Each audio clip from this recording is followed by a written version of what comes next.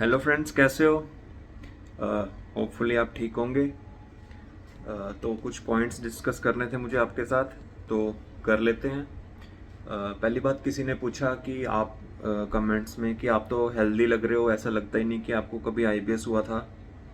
तो मुझे अब 2.5 साल होने को हैं आईबीएस से निकले हुए। पहले की फ़ोटो मैंने एक वीडियो में लगाई भी थी, देख लेना कैसा हो गया था मैं।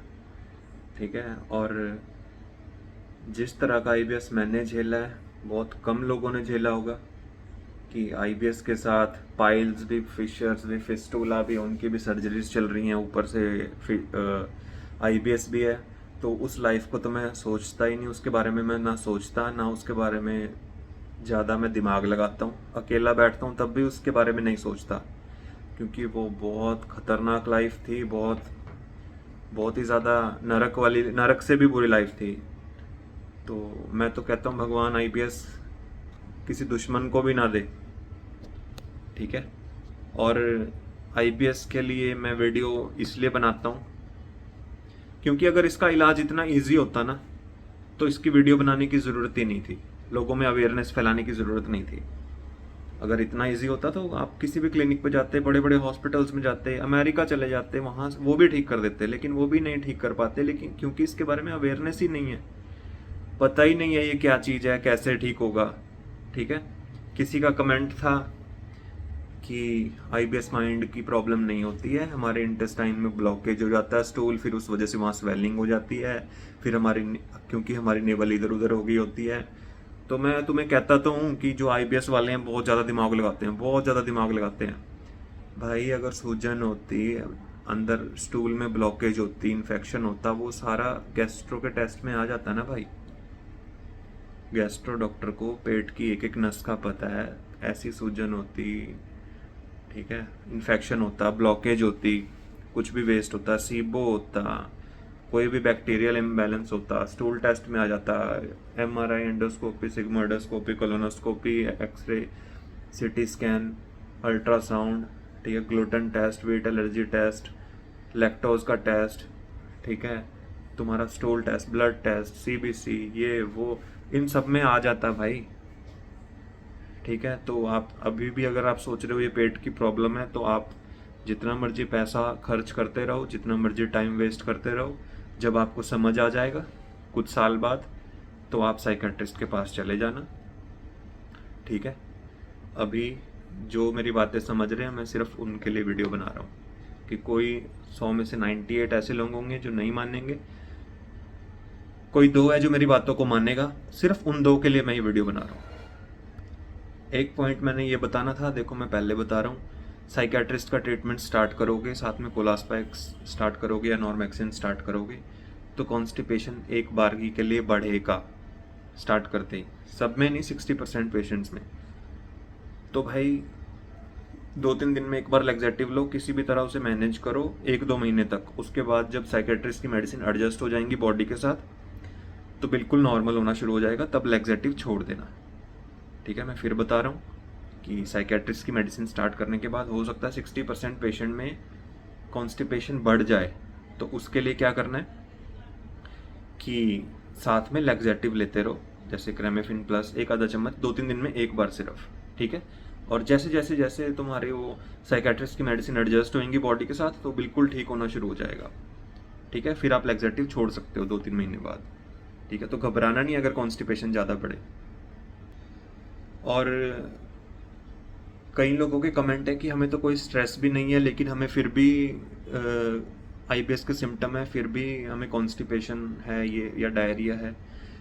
तो भाई देखो, तुम अगर स्ट्रेस नहीं लेते हो तो तुम सेंसिटिव तो हो, या तुमने किसी चीज़ के लिए बहुत ओवर थिंकिंग की है, उस वजह से तुम्हारा ये इम्बैलेंस हुआ है। ठीक है।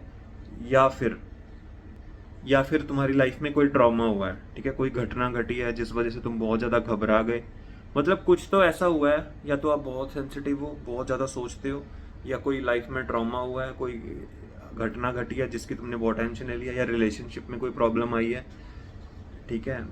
या फाइनेंशियली कोई प्रॉब्लम आई है एकदम से, जिस वजह से एकदम से तुम्हारा नर्वस सिस्टम हाइपर हो गया, तुमने बहुत ज़्यादा स्ट्रेस ले लिया। तो कुछ तो ऐसा हुआ है। ठीक है। तो साइकेट्रिस्ट से ही ठीक होगा। और मैं यार ये बोलूँगा कि साइकेट्रिस्ट के पास तुम सीधा ऐसे ही मत चले जाओ। पहले अगर गैस्ट्रो ने बोल दिया है, अगर गैस्ट्रो ने बोल दिया है कि तुम्हें आईबीएस ही है, तभी साइकेट्रिस्ट के पास जाओ। ठीक है, अगर गैस्ट्रो की रिपोर्ट सारी नॉर्मल है। क्योंकि यार कुछ बीमारियां ऐसी होती है ना, आईबीडी हो गया, सीबो हो गया, उनके भी सिम्टम आईबीएस के साथ मैच करते हैं। ठीक है, तो अगर तुम्हें सच में आईबीएस है तभी साइकेट्रिस्ट के पास जाओ। कुछ लोग कहते हैं कि साइकेट्रिस्ट की मेडिसिन से नहीं आराम आ रहा है, तो भाई पहले चेक करवाओ, कहीं तुम्हें आईबीडी तो नहीं है, अल्सरेटिव कोलाइटिस तो नहीं है, सीबो तो नहीं है, और कोई गैस्ट्रो की प्रॉब्लम तो नहीं है। अगर गैस्ट्रो ने बोल दिया कि सब कुछ नॉर्मल है, लाइफस्टाइल ठीक करो, ये करो वो करो, तब समझो कि तुम्हें आईबीएस है। ठीक है, तो एक या दो गैस्ट्रो के पास विजिट करो, उससे ज़्यादा नहीं। उसके पास सब टेस्ट हो गए हैं, सब कुछ नॉर्मल है, और अब गैस्ट्रो ने हाथ खड़े कर दिए हैं और बोल दिया कि ना आपको आईबीडी है, ना आपको सीबो है, आपका स्टूल टेस्ट भी नॉर्मल है, सारे टेस्ट नॉर्मल है, बस आप लाइफस्टाइल ठीक करो, ज़्यादा पानी पिया करो, तब समझो कि आपको आईबीएस है, तो जाओ साइकेट्रिस्ट के पास। ठीक है, तो कुछ लोग कह रहे हैं कि साइकेट्रिस्ट से नहीं आराम आ रहा है, तो भाई आप पहले चेक तो करवाओ आपको आईबीएस ही है कि कुछ और है।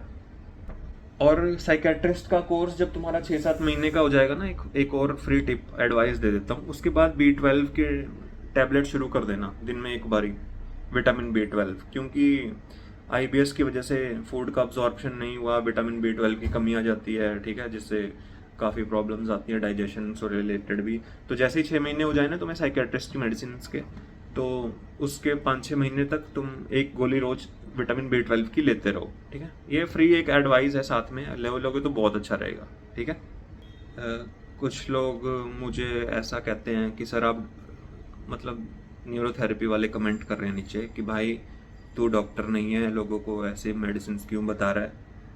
ठीक है, और देखो पहले तो मैं ये कह रहा हूँ, मैंने सिर्फ वो मेडिसिन बताई हैं जिससे मैं ठीक हुआ हूँ, बहुत से लोग ठीक हुए हैं, कैसे ली है सिर्फ ये बताया। आपको लेनी है तो सिर्फ साइकेट्रिस्ट को दिखा के लेनी है, खुद से नहीं लेनी है, ये मैं हर वीडियो में बोल रहा हूँ। ठीक है, और किसी का कमेंट था, वो और लोगों को भी डिमोटिवेट कर रहे हैं कि मैंने साइकेट्रिस्ट का ट्रीटमेंट लिया 5-6-7 महीने, तो काफ़ी कुछ आराम था, लेकिन मैंने फिर वो छोड़ दिया, उसके बाद मुझे नींद में दिक्कत आ गई, फिर धीरे धीरे वो नींद की दिक्कत अपने आप गई। तो साइकेट्रिस्ट की मेडिसिन से दिमाग पे ये फ़र्क पड़ता है, ये होता है वो होता है। तो भाई आपने कोर्स तो ढंग से लिया नहीं, एकदम से छोड़ दी, उसके बाद आपको फिर वो सारे सिम्टम वापस आ गए। ठीक है, तो कोर्स आपने खुद ढंग से लिया नहीं, औरों को भी डरा रहे हो, दूसरे लोगों को भी डरा रहे हो। ठीक है, तो मैंने हर वीडियो में बोलता हूँ कि साइकेट्रिस्ट की मेडिसिन धीरे धीरे छोड़नी है, ये कोई पैरासीटामोल नहीं है, ये कोई टाइफाइड की मेडिसिन नहीं है कि 3 दिन ली 4 दिन ली और छोड़ दी। ठीक है, ट्रीटमेंट लेना है और उतना ही धीरे धीरे उसे छोड़ना है। एकदम से छोड़ोगे तो सिम्टम वापस आएंगे, फिर आप और लोगों को भी डराओगे कि साइकेट्रिस्ट की मेडिसिन से कुछ नहीं होता है। ठीक है, तो साइकेट्रिस्ट डॉक्टर के पास तभी जाओ अगर आप कोर्स पूरा कर लोगे और कोर्स पूरा कर सकते हो, वरना मत जाओ। ठीक है, वरना आप चाहते हो कि आप आईबीएस ही भुगतना चाहते हो पूरी जिंदगी, तो आप भुगत सकते हो। और मैं एक बात कहना चाहता हूँ, मैं फिर वही बात कह रहा हूँ, मैं वीडियो सबके लिए नहीं बनाता, ये वीडियो सबके लिए नहीं है, सबके लिए नहीं है, ये सिर्फ कुछ 2% लोगों के लिए वीडियो है, जो 2% लोग बात को समझते हैं और बिना तर्क विवाद के, बिना आर्गुमेंट किए, बिना किसी मतलब क्यों क्वेश्चन डाउट के सीधा साइकेट्रिस्ट से ट्रीटमेंट लेते हैं और वो ठीक होना चाहते हैं। सिर्फ उनके लिए मैं वीडियो बनाता हूँ। ठीक है, सबको समझाना भाई इम्पॉसिबल है, भगवान भी प्रकट हो जाएं, वो भी अगर लोगों को समझाएं तो बहुत से परसेंटेज में लोग फिर भी निकल आएंगे जो भगवान की बात भी नहीं मानेंगे। मैं तो एक नॉर्मल इंसान हूँ। ठीक है, तो जिन्हें मेरी बातें फेक लगती हैं, ठीक है, जिन्हें मेरी बातों से प्रॉब्लम है, वो यूट्यूब को स्क्रॉल करें, कोई और वीडियोस देखें।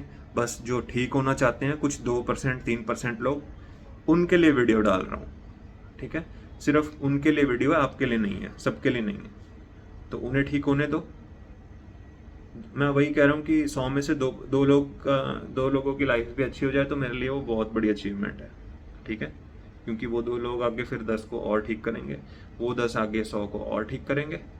ठीक है, और मैं यही कह रहा हूँ, जो मेरी बातों से एग्री करते हैं वो इन वीडियोस को आगे अपने आईबीएस से सफ़र करने वाले पेशेंट्स हैं, ग्रुप्स हैं, उनमें डाल दो, उन्हें भी इसके बारे में पता चले।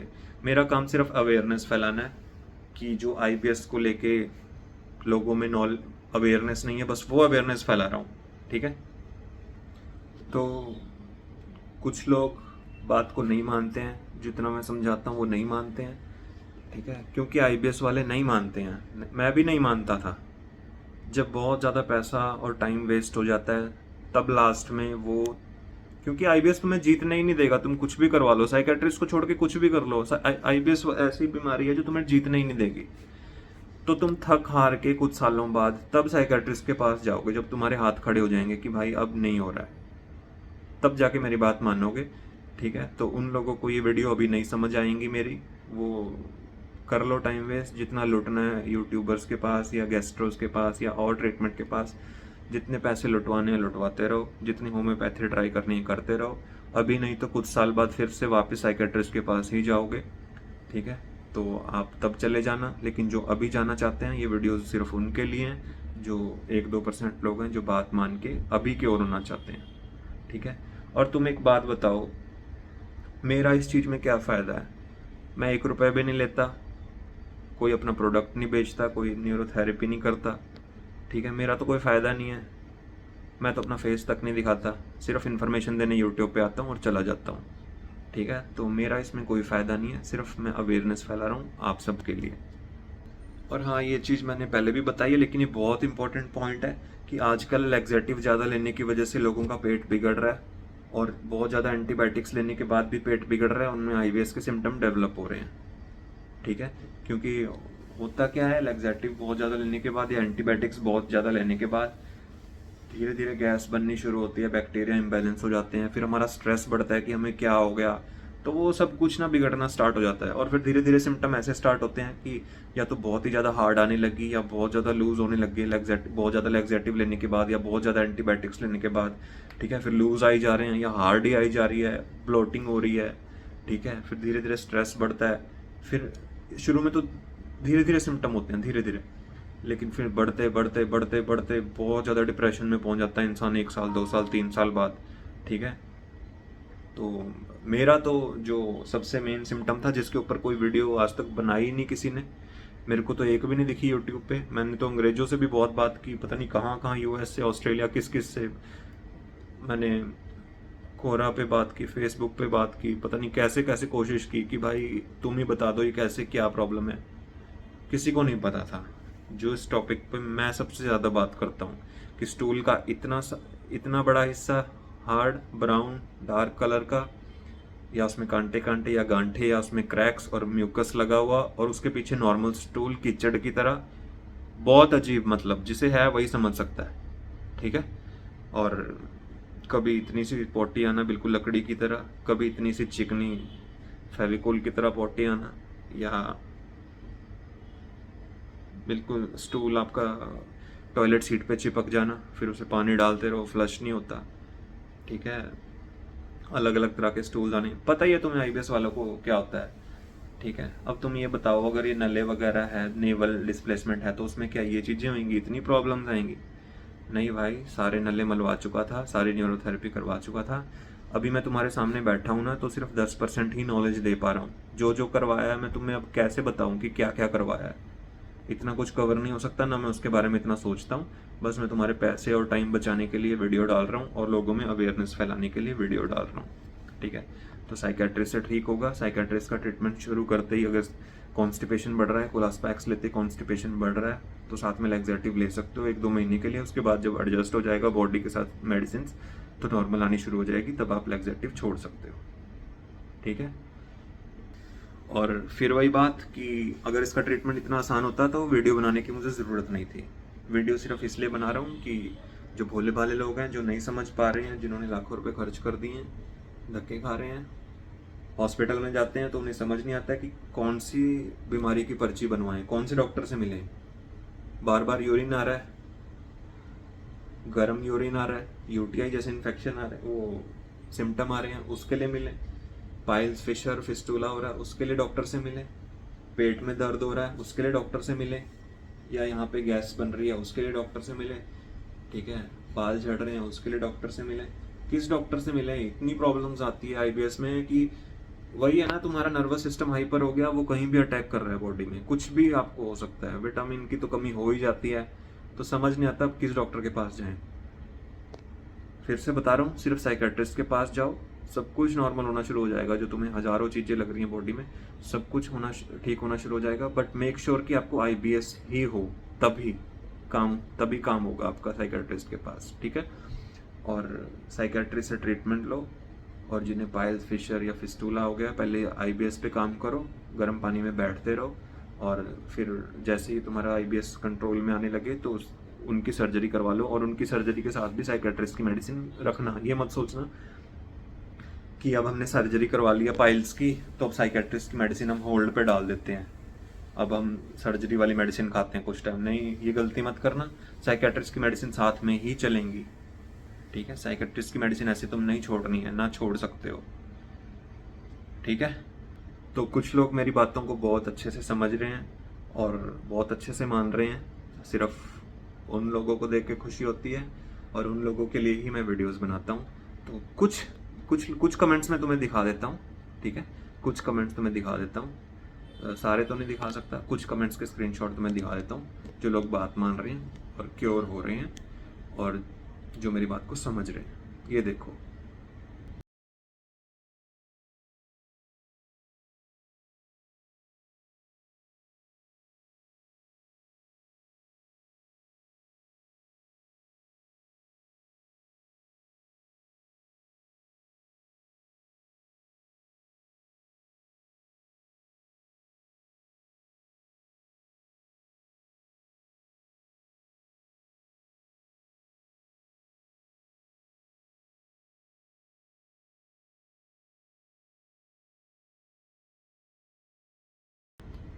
ठीक है।